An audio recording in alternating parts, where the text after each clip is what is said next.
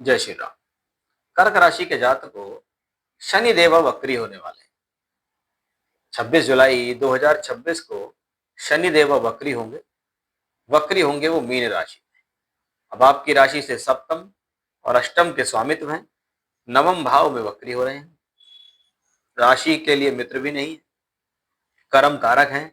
नौकरी व्यापार के कारक ग्रह हैं। वक्री हो रहे हैं। भाग्य स्थान में वक्री हो रहे हैं। तो इसका आपके जीवन पर क्या प्रभाव होने वाला है, आइए इसको विस्तार से जानते हैं कि 26 जुलाई से 138 140 दिनों के लिए लगभग शनि देव वक्री होंगे।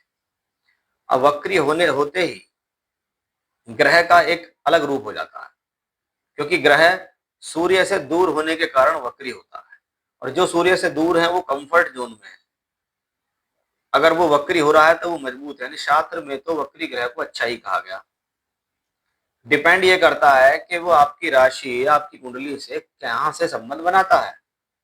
खराब भावों से जगहों से संबंध बनाएगा तो फिर वो वक्री ग्रह बढ़ चढ़ कर नुकसान भी कर सकता है, और अच्छे से संबंध बनाएगा तो वक्री ग्रह बढ़ चढ़ के फायदा भी कर सकता है आपके लिए। अब आपकी नौकरी और आपके व्यापार पर पूरा अधिकार शनि का है। शास्त्र में तो वक्री ग्रह को एक चेष्टा बल भी दे दिया अलग से।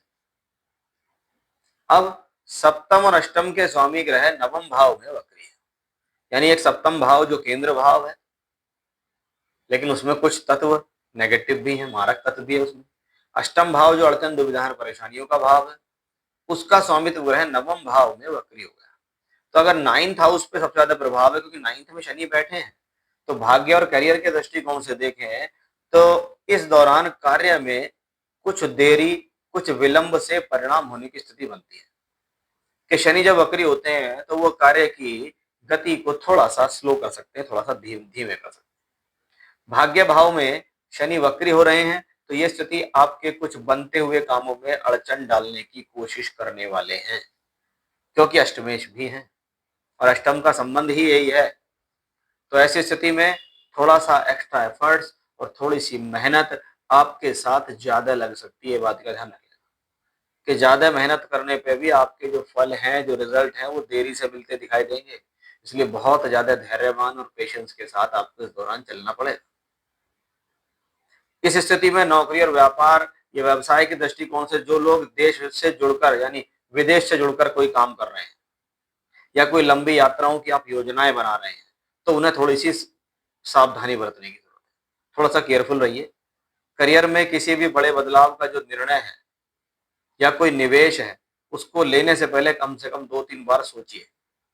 क्या कर रहा हूँ, क्यों कर रहा हूँ, करना चाहिए या नहीं, क्या बहुत ज्यादा जरूरी है, क्या नेसेसरी है, कहीं इसके पीछे कोई खराब स्थिति तो नहीं है, कभी जो चीजें मैं देख नहीं पा रहा हूँ कहीं मेरे साथ कुछ गलत तो नहीं है।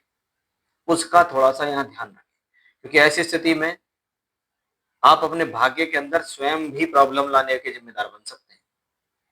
तो इस बात का थोड़ा ध्यान रखें। पिता और गुरु का भाव भी नवम भाव कहलाता है। ऐसी स्थिति में पिता के साथ वैचारिक मतभेद संभव है, पिता के साथ कोई अनबन संभव है। आप उनकी बातों की अवहेलना कर सकते हैं। उनके स्वास्थ्य पर इसका कोई नेगेटिव प्रभाव आ सकता है। गुरुओं का आदर करें। कोई समस्या आती है तो अपने गुरु से मिलें, वहां से आपको पॉजिटिविटी मिलेगी। कोई समस्या आती है अपने पिता से बात करें, वहां से आपको सकारात्मकता जरूर मिलेगी। इसलिए इस बात का विशेष थोड़ा ध्यान रखें। संबंधों में नम्रता जरूर बनाकर रखने की जरूरत है। ऐसी स्थिति में वैवाहिक संबंधों को भी जरा खासा ख्याल रखने की जरूरत होती है कि आपका जो भी वैवाहिक संबंध है उसका खासा ख्याल रखने की जरूरत है। बहुत बार क्या होता है, पति या पत्नी के छोटे भाई बहनों की वजह से आपके वैवाहिक संबंधों में कुछ प्रॉब्लम आ सकती है। इस बात का ध्यान रखिएगा, क्योंकि नवम भाव धर्म का भी है और अध्यात्म से भी जुड़ा हुआ है। तो आपको धर्म और अध्यात्म के प्रति आपका झुकाव बढ़ा सकता है।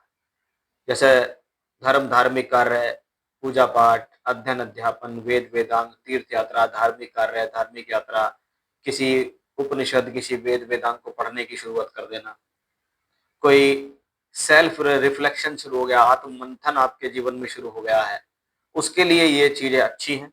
आप ऐसी स्थिति में अपनी पुरानी गलतियों से सीखेंगे भी, पहले से मेहनती भी होंगे और ईश्वर के प्रति आपका रुझान भी बढ़ेगा। आर्थिक दृष्टिकोण से अगर देखा जाए तो शनि की 10वीं दृष्टि छठे भाव पर पड़ती है। छठा भाव रोग ऋण शत्रु का है और 11वें घर पर भी शनि की दृष्टि है। तो ये स्थिति धन के मामले में सामान्य रहने वाली है। हेल्थ इश्यूज क्रिएट हो सकते हैं। साहस तो बढ़ेगा आपका, तीसरे घर पर दृष्टि है, हिम्मत साहस बढ़ेगा, सोर्स ऑफ इनकम बना रहेगा, अपनी मेहनत से पैसा एकत्रित करते रहेंगे।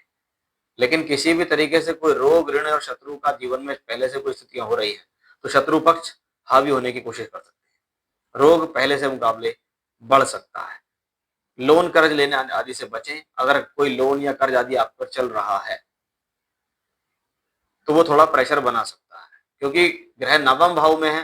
तो बहुत बार ऐसा भी योजना बन जाती है जीवन में कि सडन आपको कोई कर्ज है, आपने उसको थोड़ा बहुत चुका दिया, कि मैंने जोड़ा हुआ था तो मैंने थोड़ा बहुत यहाँ से चुका दिया है। लेकिन स्वास्थ्य के दृष्टिकोण से मैं बिल्कुल आपसे कहूंगा कि भाई आपको बहुत ज्यादा विशेष ध्यान अपनी हेल्थ का इस दौरान रखना है। विशेष तौर पर अपनी दिनचर्या को बेहतर रखें।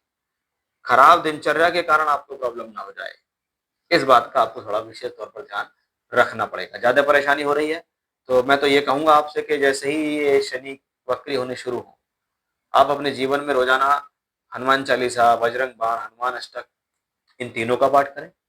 शनिवार की शाम को सुंदरकांड का पाठ करें। शनिवार की शाम को शनि के बीज मंत्रों का जाप करें। ये आपके लिए काफी बेनिफिशियल रह सकता है। तो ये था कर्क राशि के जातकों के जीवन में शनि देवता वक्री होंगे तो क्या फल होगा। जय श्री राम।